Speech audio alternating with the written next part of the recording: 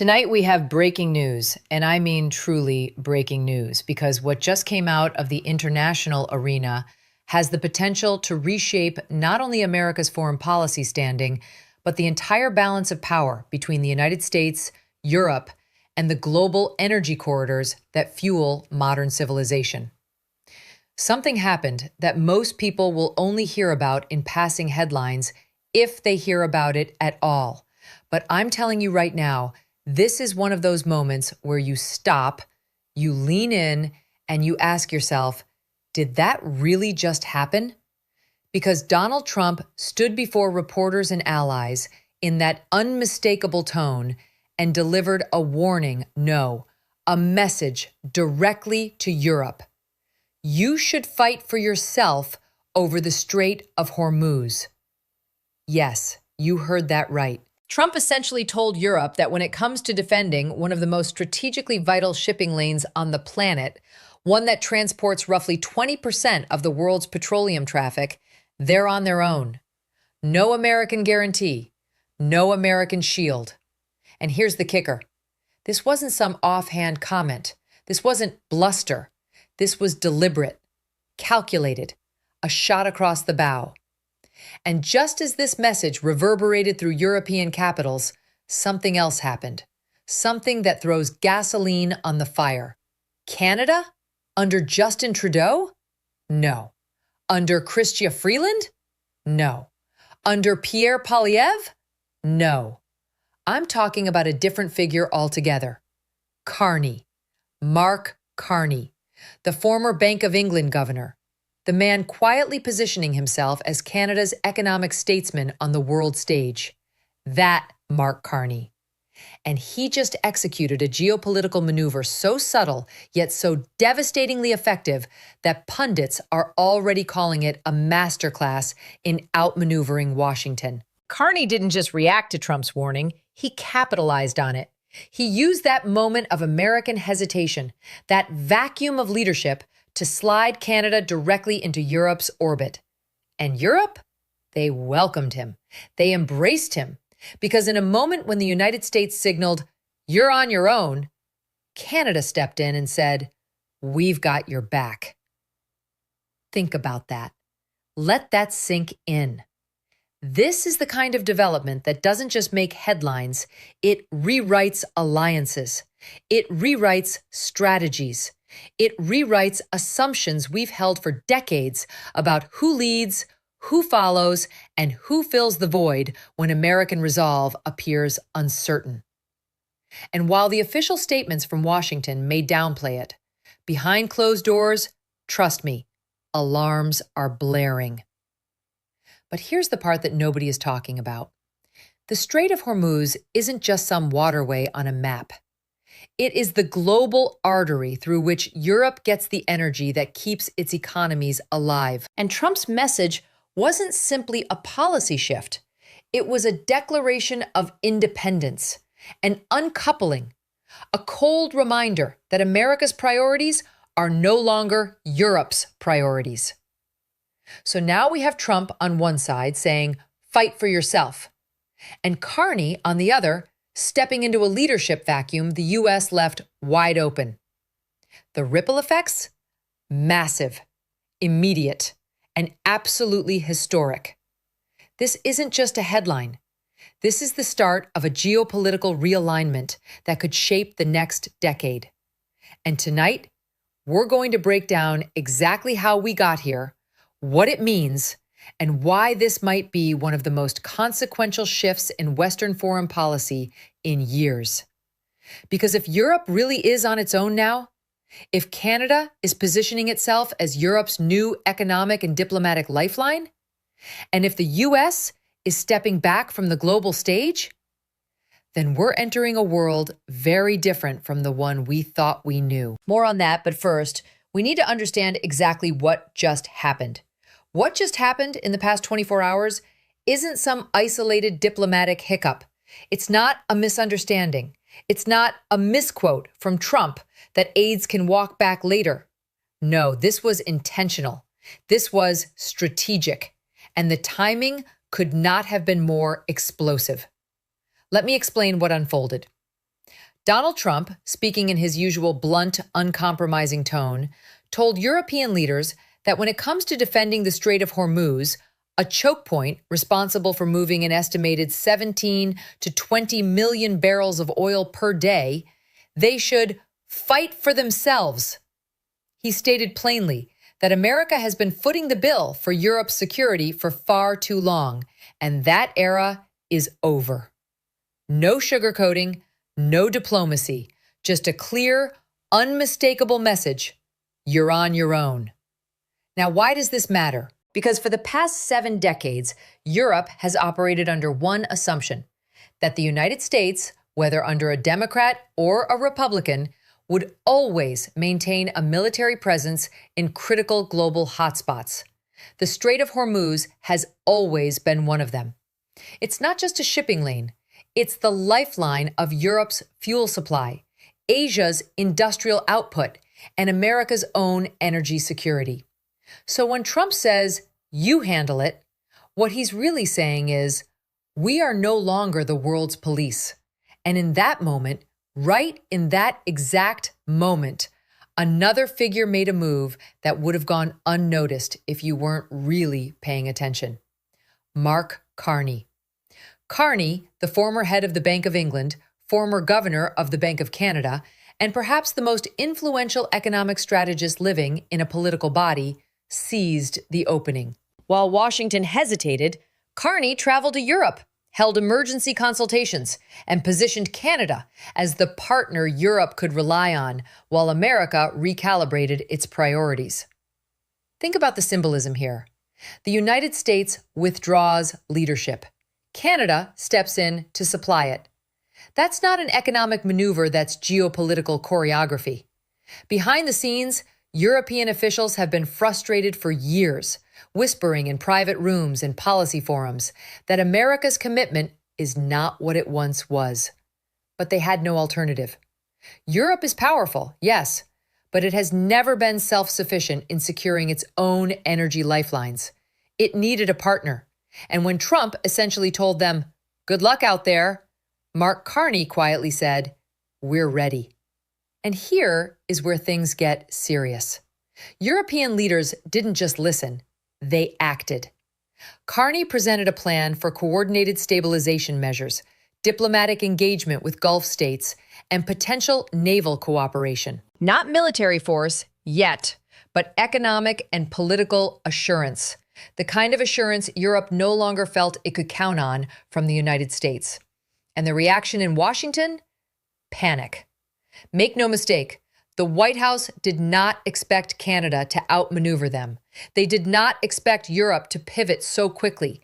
And they certainly did not expect the global media to frame Carney's actions as a sophisticated countermove to Trump's retreat. But that is exactly what is happening. This is why today's development is not just a headline. It's not just a soundbite. It is a clear, unmistakable shift. A U.S. president telling Europe to defend itself. A Canadian statesman stepping into the breach. A European continent scrambling to find stability. And the world watching as the pillars of Western unity tremble just a little bit more. But if you think this is where the story ends, if you think that's the big twist, oh no, that's just the surface. Because now we need to talk about why this is such a big deal. Now, let's talk about why this moment, this single shift in tone from Washington, and this single strategic maneuver from Mark Carney matters more than almost anyone fully realizes yet. Because what happened here is not just a diplomatic disagreement. It's not just a foreign policy recalibration. This is a fundamental restructuring of geopolitical expectations, and the implications are enormous. Here is where things get serious. For the better part of a century, Europe has counted on one central pillar: the United States as the ultimate guarantor of global security. Not just NATO security, not just nuclear deterrence, but the protection of the world's critical infrastructure, the shipping lanes, the supply routes, the energy highways that keep lights on and economies running. The Strait of Hormuz is the beating heart of that system. Roughly 1/5 of global oil passes through that narrow corridor between Iran and Oman. If it closes for even 48 hours, global markets convulse. Prices spike. Economies tremble. In 2019, a single drone attack in the region sent oil prices soaring overnight. Imagine what a full-scale shutdown, intentional or accidental, would do today. Now add this layer. Europe relies on imported energy more than 60% of the time. It doesn't have the domestic resources to power its own industries. That's why the U.S. presence in the Gulf has always been non-negotiable. America kept the waterway open. Europe reaped the benefits. That was the arrangement. Until now. Trump breaking that expectation is not just a foreign policy change, it is a psychological shockwave. He didn't just adjust priorities. He didn't negotiate new terms. He effectively told Europe, your energy security isn't our responsibility anymore. And that is a seismic shift. But the bigger deal, the part nobody is really grappling with yet, is what happens when a vacuum emerges in one of the world's most strategic regions. Nature hates a vacuum. Geopolitics hates it even more. Because when the U.S. steps back, someone else steps in. Iran sees an opening. China sees an opening. Russia sees an opening. And apparently, Canada sees an opening. Let that sink in. Canada, a country often dismissed as quiet, diplomatic, unthreatening, is suddenly shaping itself into the adult in the room while the U.S. signals exhaustion. And Europe? They're paying attention. They are desperate for stability. And if Washington won't provide it, they will look elsewhere. That elsewhere, for the first time in modern history, might actually be Ottawa. The economic consequences are even more dramatic. If Europe believes it can't rely on the United States, it may begin forging long-term energy partnerships that bypass U.S. influence entirely. That means pipelines, LNG deals, military cooperation, and financial agreements that pivot away from Washington. This weakens American leverage not gradually, but instantly. Even the markets are reacting. Analysts are already whispering about potential spikes in Brent crude, shifts in long-term European investment portfolios, and possible pressure on the U.S. dollar if global confidence falters. That's not speculation, that's the beginning of a reassessment of American stability. And this is where the story takes a turn. Because when alliances show cracks, adversaries notice. And when adversaries notice, they push, they test, they probe, they escalate. Europe knows this. Canada knows this. Washington should know this. What Trump said isn't just a comment, it's a signal that America is stepping back at the exact moment the world is becoming more volatile. And that is why Mark Carney's move wasn't just clever, it was historic. But now that we understand the stakes, we need to examine the one question that changes everything. What was the strategy behind this? Now let's break down the strategy, because nothing in geopolitics happens in a vacuum, and certainly nothing involving Donald Trump and Mark Carney is accidental. This isn't improvisation. This isn't coincidence. This is the collision of two completely different visions for how the Western world should operate, and both men made deliberate moves at precisely the right moment. Let me explain what this means. Trump's statement telling Europe to fight for itself wasn't just a tough-sounding one-liner. It was a calculated message rooted in a long-standing philosophy he's held for decades. America should not be the world's perpetual security provider. He has said it about NATO.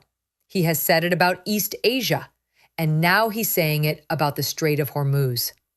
This is the culmination of a strategy Trump has been telegraphing since the 1980s. America first means America stops carrying everyone else. Europe pays more, America does less. That's the doctrine. But here's the part nobody is talking about. In Washington, many policymakers assumed Trump wouldn't go this far because the Strait of Hormuz is different. It isn't optional. It isn't symbolic. It's infrastructural. When this choke point is threatened, global markets swing wildly, oil prices climb, and the world feels it within hours. It's not a political issue. It's an economic heartbeat.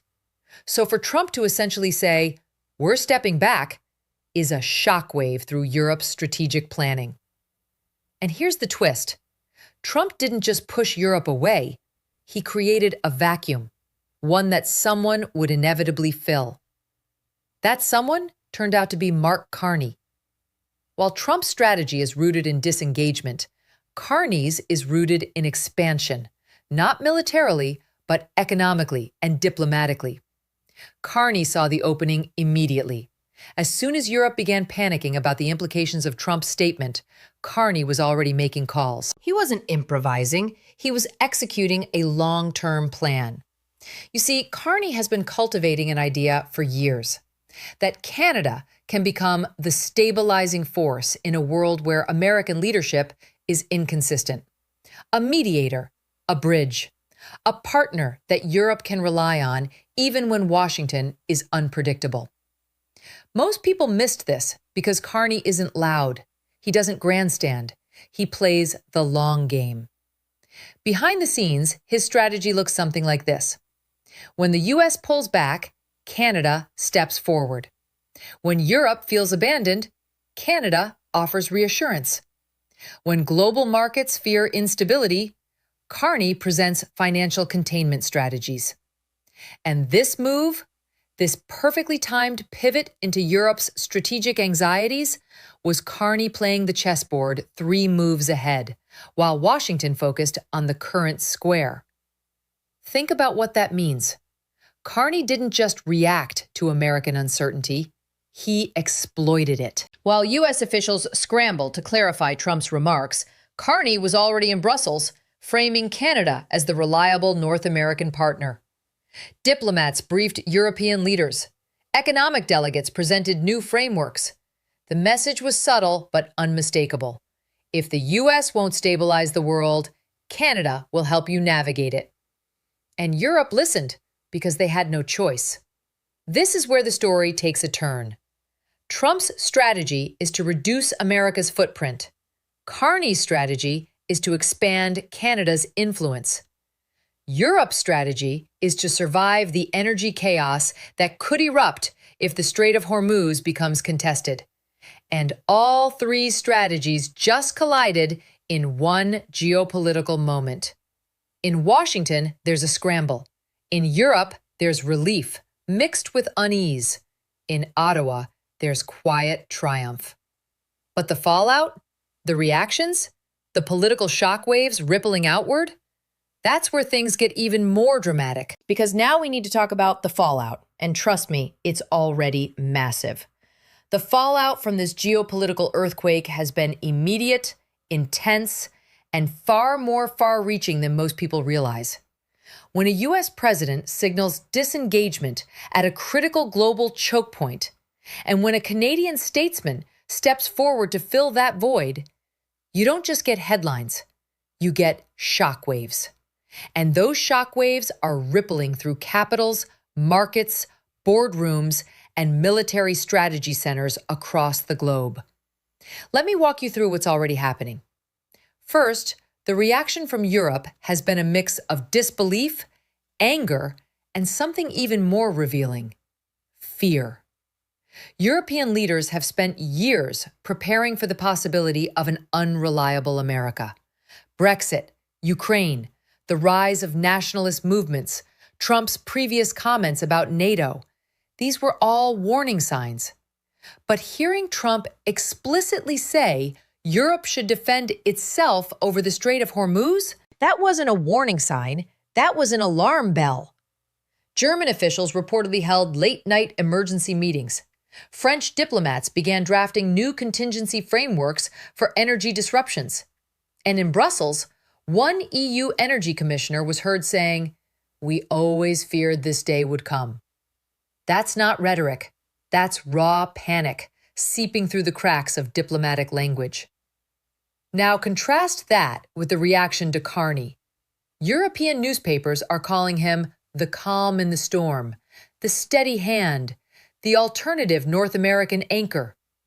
In a single day, Carney achieved something Canada has not achieved in decades: credibility as a stabilizing force in a crisis where Europe felt utterly exposed. And here's the part nobody is discussing yet. European markets responded instantly. Energy futures in the EU saw volatility, yes, but they did not spiral. Why? Because Carney was on the phone reassuring key financial ministers before global markets opened. He coordinated back-channel communications between European central bankers and Canadian institutions. He made sure Europe knew they had a partner, just not the one they expected. Meanwhile, in Washington, the reaction has been the opposite of unified. Some advisors inside the U.S. national security establishment are furious.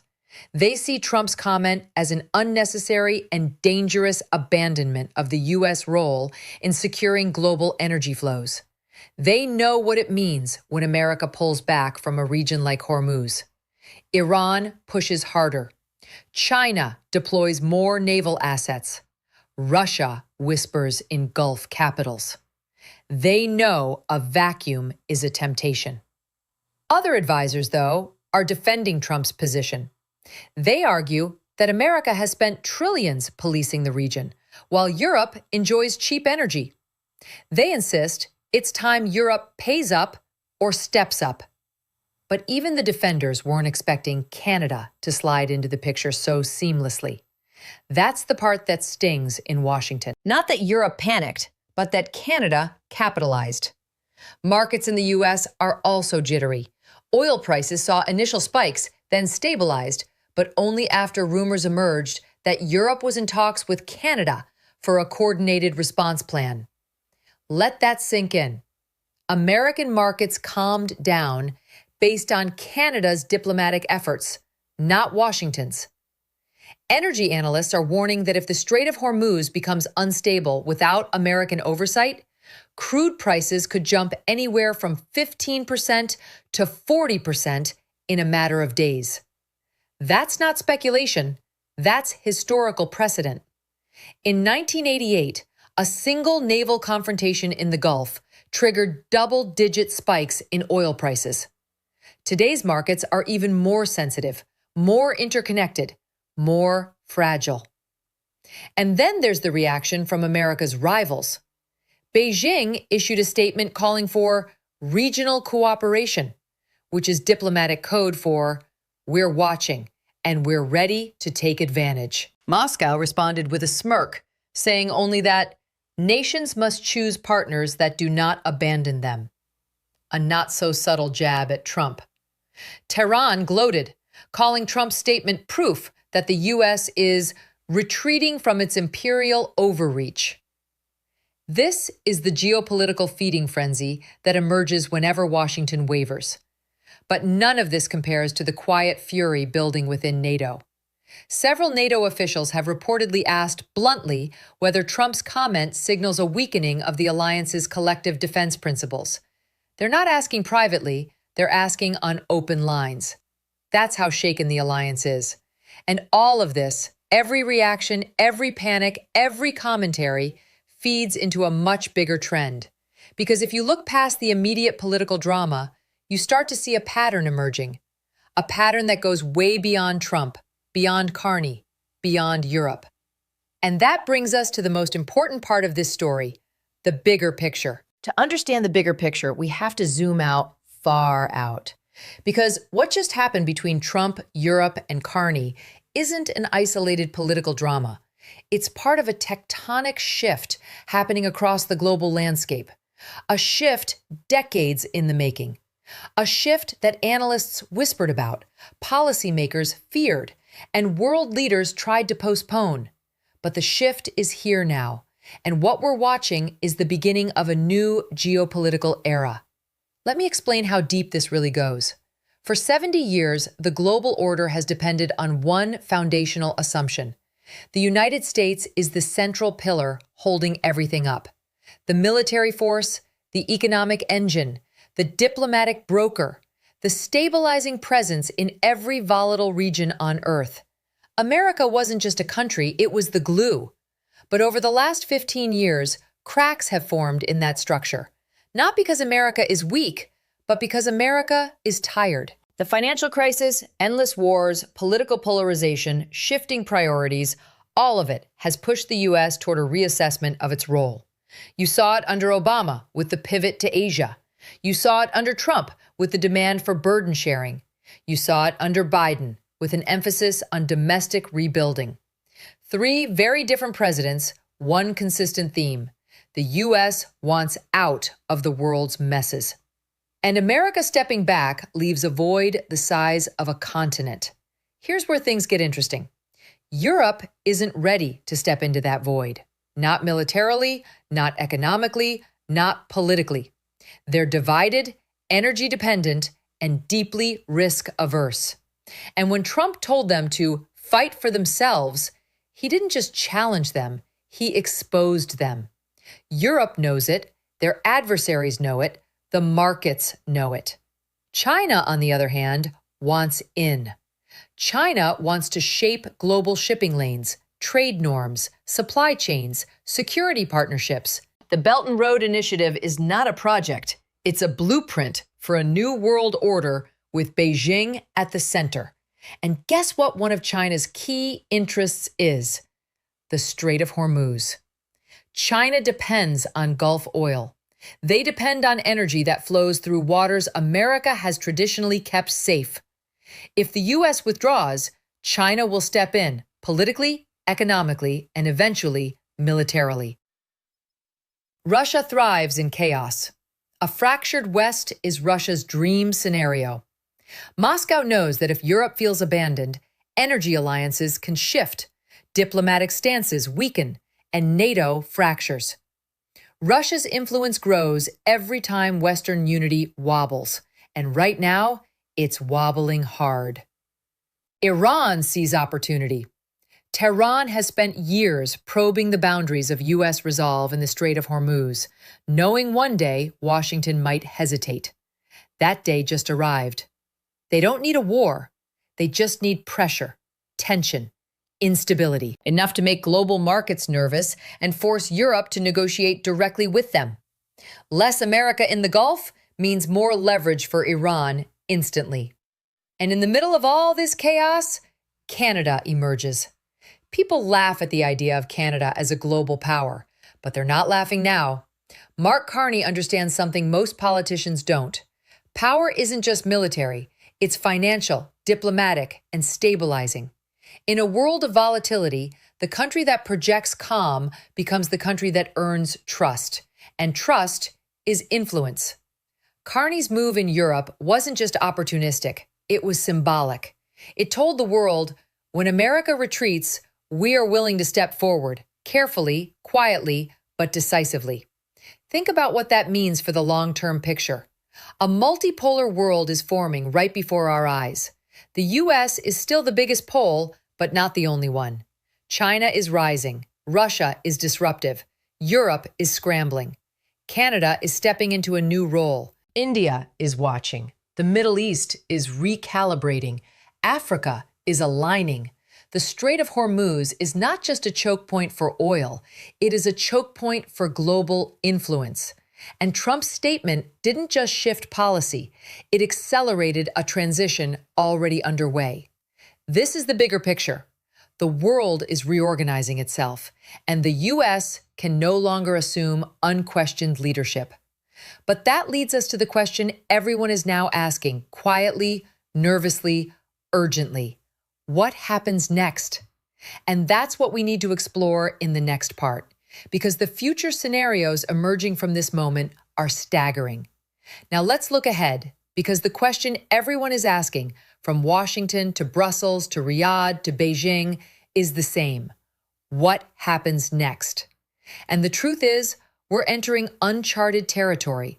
The map is shifting. The alliances are shifting. The assumptions we've relied on for decades are shifting. And the future now hangs on a handful of scenarios. Some manageable, some extremely dangerous.